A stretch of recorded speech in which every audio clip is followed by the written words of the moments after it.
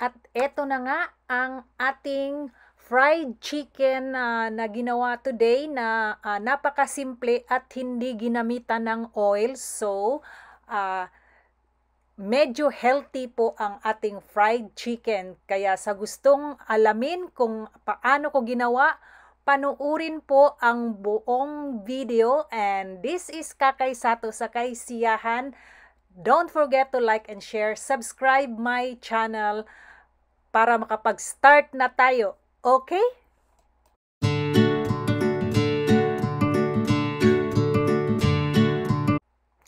At para umpisahan ang ating luto today, ang una nating gagawin is linisin yung, syempre, yung manok and pakuluan natin or i-boil natin hanggang sa lumambot kasama yung sibuyas,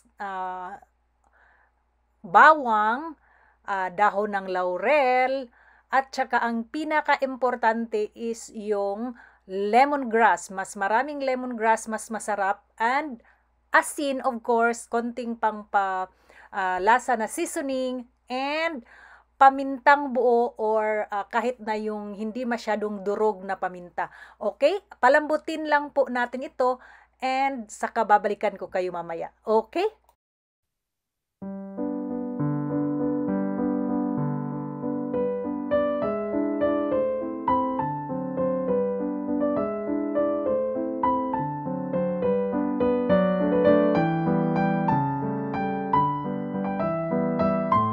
Okay, now, after a few minutes, siguro mga 30 minutes, ayan, eto na po ang ating pinakuluan na manok. And, ayan, makikita nyo na medyo konti na lang yung natitirang water na kanina na naka-level yan siya sa manok talaga, almost umapaw siya. So, ngayon, konti na lang siya, ibig sabihin, luto na siya. At huwag niyong kalimutang itusukin siya ng toothpick. Diyan nyo malalaman na talagang malambot na yung manok at saka pwede nang hanguin. Okay? And make sure na malasa yung manok at natimplahan ninyo ng mabuti para pag niluto natin mamaya sa ating pagpa-fry, final natin na procedure, masarap na masarap ang result. Okay? And na yan, hahanguin na natin para at i-transfer na natin para final na luto na natin. Okay?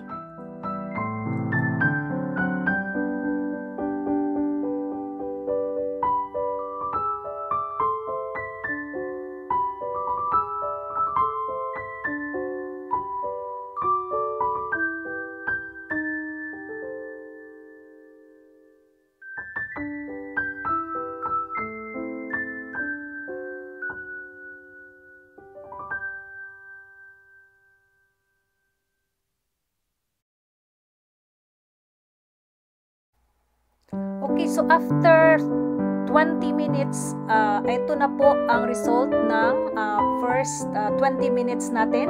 So, ayan, kailangan lang po nating baliktarin para yung kabilang side naman ang medyo mamula-mula. So, i-turn na natin kaagad kahit hindi pa medyo red yung first na nasa ibabaw para at least mag-balance na kaagad siya yung nasa ilalim. Balikan na lang po natin mamaya, baliktarin na lang po ulit natin mamaya for another 20 minutes.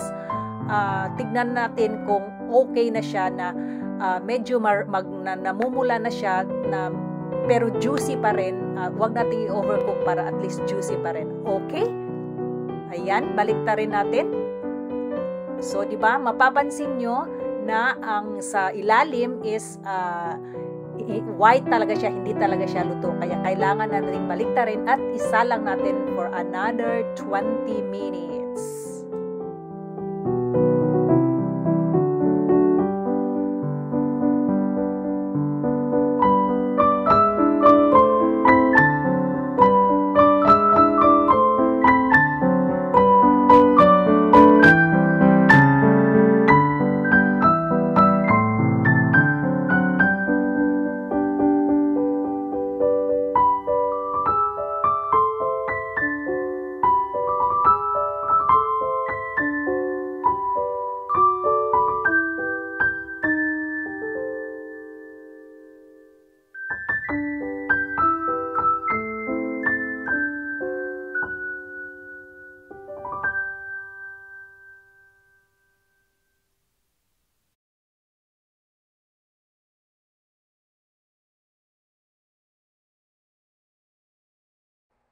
So habang hinahantay natin na maluto na talaga ang kabilang side ng another 20 minutes yung ating chicken, mag-prepare na po tayo ng ating plating. Wow, may pa-plating tayo ngayon ha. Para naman mas maganda tignan at saka mas mayami pa talaga tignan na may ibang color yung ating chicken pag pinresent natin. O, ganyan. So, ginamit lang po natin ay lettuce. Ito po ang lettuce. So, ibe-beddings lang po natin ng lettuce. Kahit anong makita nyo sa inyong fridge na dahon-dahon na pwedeng gamitin na edible, ayan, pwede nyo gawing bedding sa ating chicken. So, prepare lang po natin. Okay?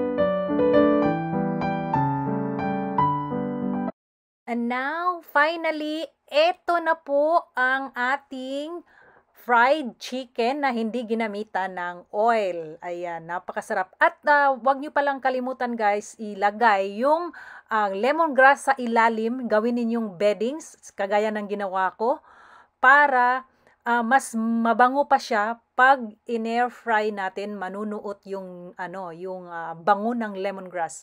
So eto na po ang ating nagawa at eto yung ating beddings na ginawang garnish natin, plating, ang ating lettuce at saka yung purple na cabbage. So ayan, 'di ba, napaka-colorful ng ating beddings at ating plating today. So, iyan po, ito lang po ang napakasimple, hindi kailangan ng maraming procedure o gagawin. Ayan. So, ito po, so legit na legit ang ating fried chicken. Less fat pa siya guys. So, hindi tayo, lalo na sa mga may edad na, nakagaya ko, so hindi tayo masyadong mag-alala sa ating kakainin kasi alam nyo naman pag nagkakaedad kailangan nating magiging conscious sa ating mga kinakain kasi tandaan natin na what you eat is what you are. O, di ba, nakapag-English tayo. So ayan, habang kinakain natin ang ating chicken, sausaw sa kung anong gusto niyong sausawan. Ako ang gusto ko lang na sausawan is kalamansi at saka either kalamansi or suka and toyo na may kunting anghang. Ayan. So, may kamatis, meron tayong cherry tomato dyan, and meron tayong mga lettuce. Okay? So, kainan na guys! And, huwag ninyong kalimutang isubscribe ang aking channel. Kakaysato po sa Kaysiyahan. Sana nagustuhan ninyo ang aking video today. And, thanks so much for watching. Like, share, and subscribe. Bye-bye everyone!